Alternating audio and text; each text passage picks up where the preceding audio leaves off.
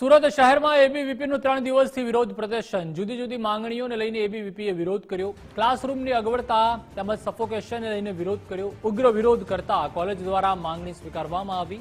6 જેટલા ક્લાસરૂમમાં એસી લગાવવા બાહેંધરી આપવામાં આવી। બાહેંધરી બાદ એબીવીપી દ્વારા સમગ્ર વિરોધ સમેટાયો।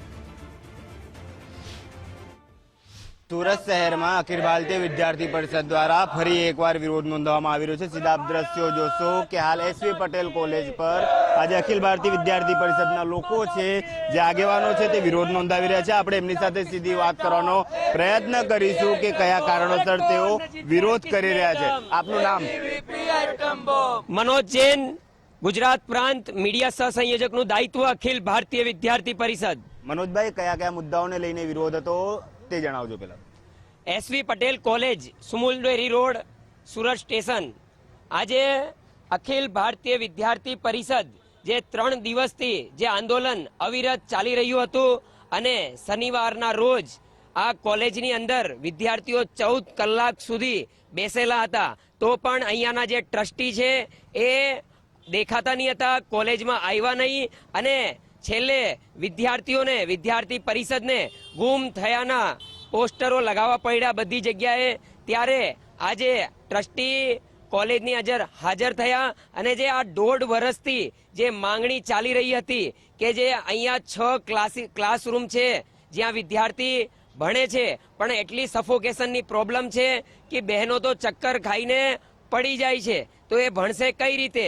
તો વિદ્યાર્થી પરિષદ 1.5 વર્ષથી અવિરત 4 થી 5 વખત આંદોલન કર્યું, પણ કોઈ નિરાકરણ નહીં આવ્યું। તો શનિવારના રોજ વિદ્યાર્થીઓ અહીંયા આમરણ અનશન પર ઉતર્યા હતા, તો કોલેજ દ્વારા પોલીસ ફોર્સ બોલાવીને વિદ્યાર્થીઓ સાથે ઘર્ષણ કરવામાં આવ્યું પોલીસ દ્વારા અને અહીંયા ડિટેન કરી લેવામાં આવ્યા હતા। તો આજે અખિલ ભારતીય વિદ્યાર્થી પરિષદની સફળ રજૂઆત થઈ અને ટ્રસ્ટી દ્વારા અખિલ ભારતીય વિદ્યાર્થી પરિષદે જે માંગણી મૂકી હતી એને સ્વીકારવામાં આવી અને વિદ્યાર્થી પરિષદની સફળ રજૂઆત રહી।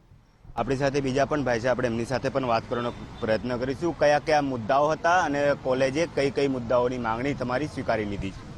વિદ્યાર્થી પરિષદની એક જ માંગ હતી, જે ક્લાસમાં જે 6 ક્લાસ છે, 6 ક્લાસમાં સફોકેશનના વિષય લઈને જે વિદ્યાર્થીઓ હેરાન થાય છે, વિદ્યાર્થીઓ ક્લાસરૂમમાં ચાલુ એક્ઝામમાં બેભાન થાય છે, તો એ વિદ્યાર્થીઓના નિરાકરણ હેતુ એબીવીપી હંમેશા તત્પર રહ્યું છે અને તત્પર રહેવાનું છે। આ નિરાકરણ હેતુ વિદ્યાર્થી પરિષદની એક જ માંગ હતી કે જ્યાં સફોકેશન છે એ સફોકેશનનું યોગ્ય નિરાકરણ આવે।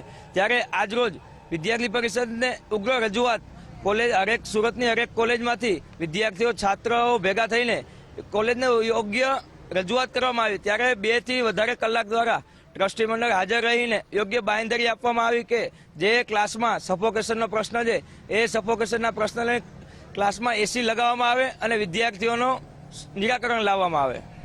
આપણી સાથે તમામ એબીવીપીના લોકો જોડાયા હતા અને જેમને માંગણીઓ જે વિરોધ હતો તેમનો તે માંગણીઓ જે છે તે સંતોષી લેવામાં આવી છે।